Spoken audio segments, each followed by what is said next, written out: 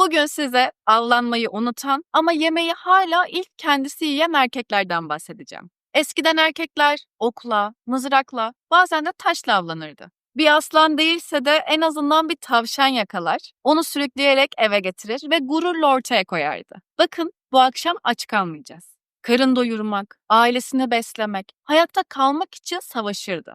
Ve bu yetiyordu. Çünkü sağlayıcı olmak erkeklikti.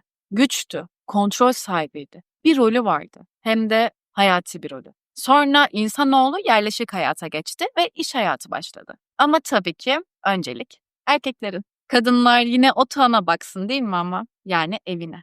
1960'lara 70'lere kadar olan bu düzen kadın hareketlerinin karşılık bulmasıyla değişti ve kadınlar da çalışma hayatına katılmaya başladılar. Şimdi tavşanı ben getiriyorum. Hatta tavşan organik mi değil mi onu bile kontrol edebiliyorum. Peki erkekler ne yapıyor? Tavşana bakıp yorum yapıyor. Bunun biraz suyu mu kaçmış? Eskiden buzdolabını bile açmayan bir adam şimdi smoothie makinesi alıyor. İçine avokado koyuyor. Erkekliğin şekli değişti. Ama bazıları hala kılıçla savaş kazanma hayali kuruyor. Dostum kılıçla değil, artık faturalarla, kiralarla, kredi kartı ekstrelerle savaşıyoruz. Hem de kendi paramızla, kendi kredi kartımızla. Artık kadınlar da çalışıyor. Hatta bazen daha çok çalışıp daha çok kazanıyor. Evdeki düzen değişti. Erkekler artık eskisi gibi aileyi tek başına taşımıyor. Peki o zaman erkeklik neye dönüşüyor? Bu neyi değiştiriyor? Sadece ekonomik mi? Hayır, kimliği değiştiriyor. Erkek kimliği yeniden tanımlanıyor. Ve bazı erkekler bu yeni düzene ayak uydurmak yerine ya kendi içine çekiliyor ya da agresyonla karşılık veriyor.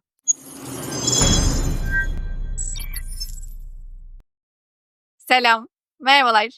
Evrimsel biyologlara göre erkeklik tanımı binlerce yıl boyunca koruyucu ve sağlayıcı rolü etrafında şekillendi. Erkekliğin anlamı, üretim ve güçle bağlantılıydı.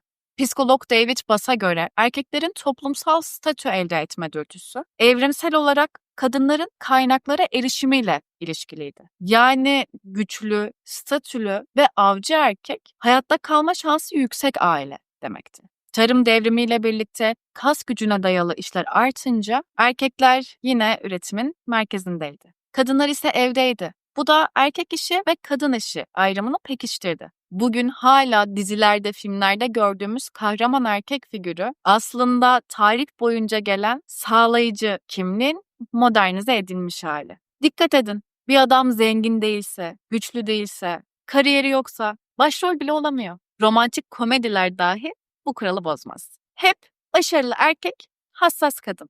Ama ya kadın hem hassas hem güçlü olursa? O zaman erkeklik senaryodan silinmeye başlıyor gibi geliyor bazılarına. Ama postmodern toplumda bu kodlar değişti.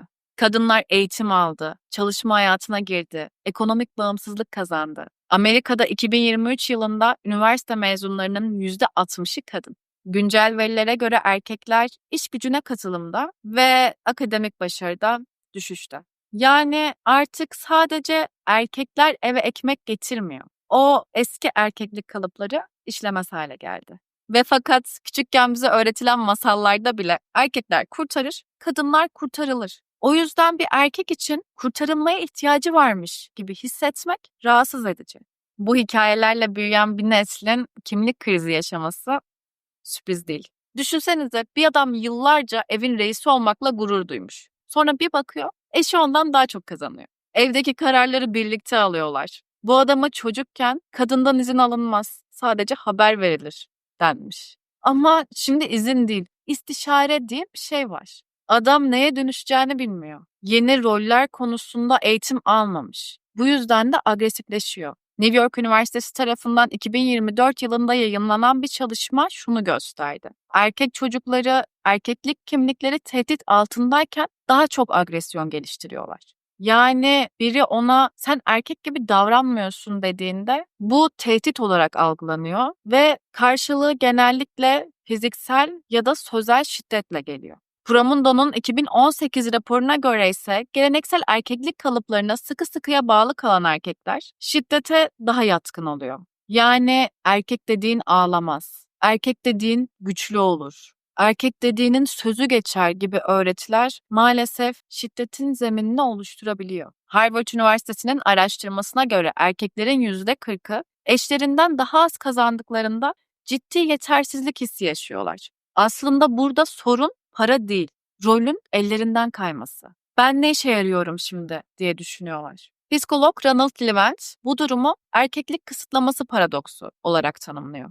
Kendilerine şu soruyu sormaya başlıyorlar. Kadınlar da çalışıyorsa, yani güç bende değilse ben neyim? Dahası var. Amerika'da yapılan bir çalışmada erkeklerin %33'ü, kadınların daha başarılı olması evliliğe zarar verir diyor.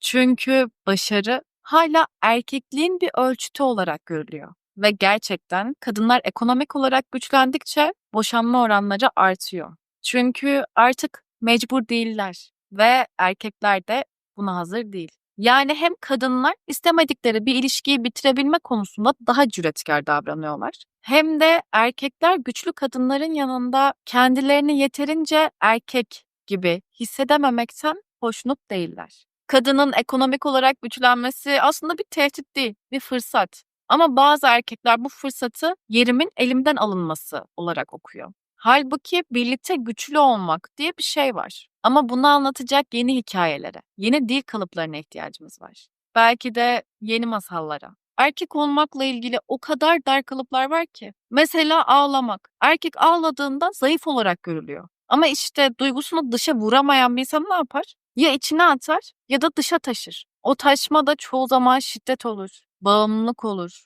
Erkekler aslında konuşmak istiyor. Ama o konuşacak dili yıllarca öğrenmemişler. Bir düşünün, hayatınız boyunca size şunlar söylenmiş olabilir. Erkek adam ağlamaz, kız gibi ağlama, karını el aleme rezil etme. İlk olarak değiştirmemiz gereken şey bunlar, bu cümleler. İnsan üzülünce ağlar. Nazik konuşmak kız gibi değil, insan gibi. Eşinle açık açık konuş, utanma. Çünkü utanacak hiçbir şey yok. Böyle bir dil inşa etmedikçe bu kriz hep devam edecek. Psikolog Richard Reeves bu dönemi erkeklik krizi olarak tanımlıyor. Teknolojinin, değişen iş yapılarının ve kadın hareketlerinin artışıyla birlikte erkeklik rolü flu hale geldi. Eskiden tanımlı bir görevi varken şimdi erkek olmanın tam olarak ne olduğu belirsiz. Ve Reeves'e göre bu durum erkeklerde depresyonu, madde bağımlılığını ve hatta intihar oranlarını arttırıyor. Amerika Birleşik Devletleri, Kanada ve Birleşik Krallık'ta erkeklerin psikolojik yardım alma oranları kadınlara göre çok daha düşük. Ama intihar oranlarında ilk sırada onlar var. Bu da demek oluyor ki erkekler yardım istemek yerine susuyorlar ve maalesef bazen de şiddet olarak dışa vuruyorlar. Peki bu kriz nasıl dışa vuruyor? Nisan 2024'te 12 yaşındaki bir öğrenci Vanta'daki Birdola okulunda 3 sınıf arkadaşına ateş açtı. Bir öğrenci hayatını kaybetti, ikisi ağır yaralandı. Saldırganın okulda maruz kaldığı zorbalık nedeniyle bu eylemi gerçekleştirdiği belirtildi. Eylül 2024'te 14 yaşındaki Colt Gray, Appalachia Lisesi'nde R-15 tarzı bir tüfekle ateş açarak 2 öğrenci ve 2 öğretmeni öldürdü. 9 kişiyi yaraladı. Daha önce FBI tarafından çevrim içi tehditleri nedeniyle sorgulanmıştı. Mayıs 2023'te 13 yaşındaki Kosta Kesmanovic, Vladislav Ribnikar model ilköğretim okulunda 9 öğrenci ve bir güvenlik görevlisini öldürdü. 6 kişiyi yaraladı. Saldırganın ebeveynleri silahları güvende tutmamakla suçlandı. Kasım 2024'te 17 yaşındaki Brandon Alonso okulda çekiçle 2 arkadaşına saldırarak yaraladı. Saldırıyı sosyal medyada canlı yayınladı. Alonso'nun sosyal medya paylaşımlarında şiddet ve aşırılık yanlısı ideolojilere yer verdiği tespit edildi.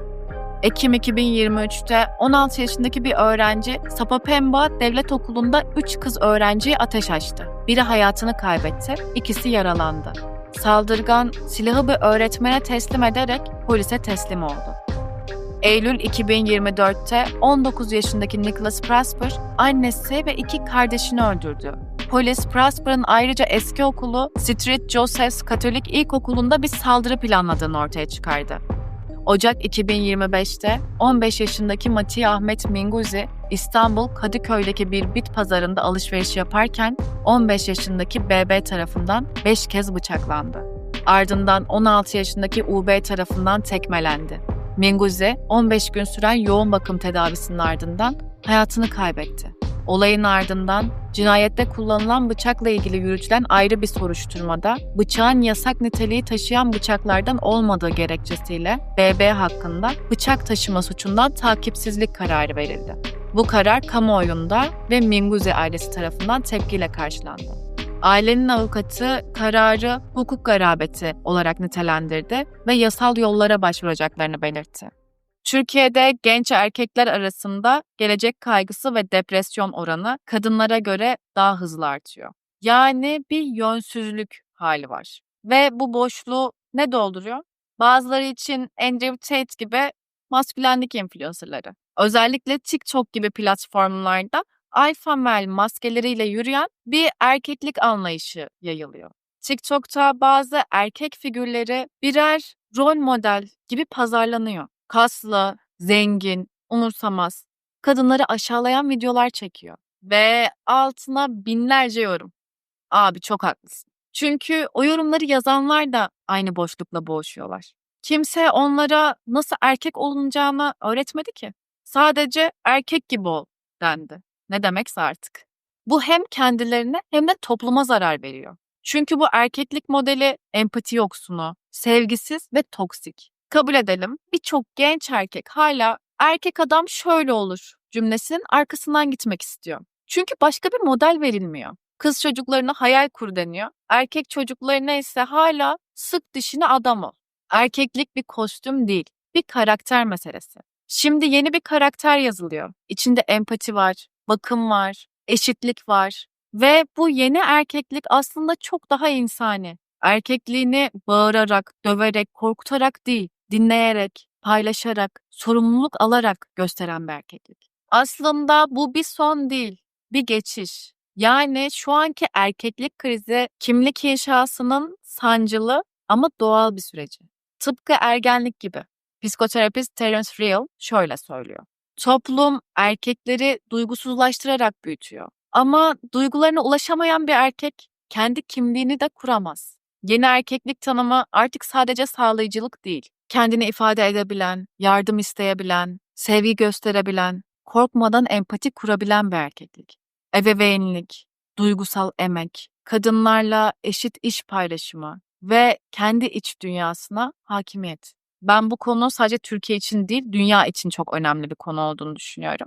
Ki dünyada da artık böyle düşünülüyor ve bu konular hakkında araştırmalar yapılıyor. Maalesef Türkiye'de çok şeyle uğraştığımız için belki bunlara sıra gelmiyor. Ama bizim geleceğimizi, bizim toplumumuzun geleceğini ilgilendiren çok önemli bir mesele. O yüzden farkındalık yaratmak, birazcık daha buraya dikkat çekmek adına böyle bir video çekmek istedim size. Böyle bir video çekmek istediğimi de gidip bir arkadaşıma anlattım. Erkek bir arkadaşıma. Ki parantez açayım. Hiç böyle şey gibi bir insan değil. İşte yumruğumu da vurayım da ben de güçlü olayım. İşte yaşasın erkeklik gibi bir adam asla değil. Hiç böyle düşünmüyor da, öyle davranmıyor da. Konu hakkında birazcık tartıştık. Ben ona haberlerden bahsettim, anlatmak istediğim şeylerden bahsettim. Konuştuk ve sonra haklı olduğumu, evet bu konuda bilinçlenilmesi gerektiğini söyledi. Hatta bunun üstesinden nasıl gelinebilir acaba? Artık anneler erkek çocuklarına hadi çocuğum pış pış sen erkeksin diye yetiştirmeseler mi ki? Ya da ondan başka bir sorun mu var? Sadece yetiştirme tarzı değil, başka sorunlar mı var diye biz çok uzun bir şekilde bu konuyu konuştuk. Belki başka videolarda bu konuyu daha da derinlemesine farklı açılardan inceleyerek anlatma fırsatı bulurum size. Biz konuştuk ve hak verdi. Doğru söylüyorsun dedi. Ama şuna da dikkat çekmeni istiyorum videoda dedi. Ve ben de düşündüm. Evet dikkat çekilmeye değer bir konu söylediği şey. O da şuydu. Evet haklısın ama bazı kadınlar da erkeklerden bunu bekliyorlar dedi. Erkeklerden yumruğu masaya vurmayı, erkeklerden para kazanmasını, erkeklerden gücü, statü, kariyeri bekliyorlar dedi. Böyle insanlar çok fazla varlar dedi. Düşününce evet varlar. Erkek daha fazla kazansın, erkek evinin direği olsun, erkek eve para getirsin, ekmek getirsin ki diğer videolarımda, önceki videolarımda hangisinde olduğunu hatırlamıyorum, bahsetmiştim. Artık Avrupa'da bile sağ partiler kadınların evde oturmasını konuşuyor. Kadınlar iş gücüne katılmasın. Çünkü aile kuramıyorlar iş gücüne katılırlarsa. Kariyer yapmasınlar, evde otursunlar, aile kursunlar ya. Nesli devam ettirsinler diyorlar. Avrupa'da bile şu an tartışılan konulardan bir tanesi bu. Ve bunu bazı kadınlar da savunuyor. Türkiye'de de aynı şekilde. Bu Amerika'da da aynı şekilde. Dünyanın her tarafında artık delirmişlik hakim.